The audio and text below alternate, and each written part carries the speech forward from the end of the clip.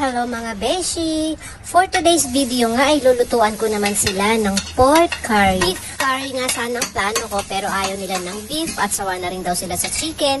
Kaya naman pork ang napagkasunduan. Mas masarap nga to kung maraming sibuyas at bawang.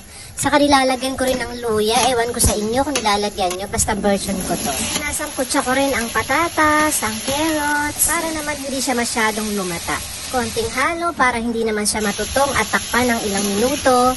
Saka ko nilagay yung napakuluan ko ng pork. Hinalo ko lang ulit para mag-combined ang lasa. Siyempre, dapat sasabawan natin yan. At takpan ulit ng ilang minuto. Japanese curry nga palang ilalagay ko. Nasubukan ko na kasi to at masarap. Kaya niluto ko dito para naman matikman nila. Nasa UAE kasi ako nung nasubukan kong iluto to. Mas maganda nga pala kung tutunawin muna sa mainit na tubig or sabaw itong curry bago ilagay dito. Para hindi siya magbuo-buo. Ang tawag dyan ay sinipag magluto pero tinamad.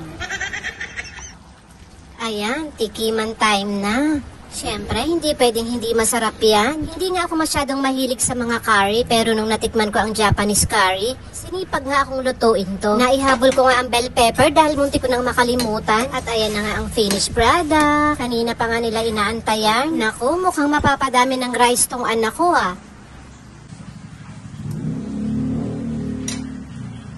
Ano?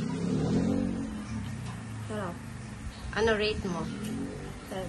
10? Wow, 10. Generous siya ngayon, ha? Masarap. Masarap? Sabi sa'yo, eh.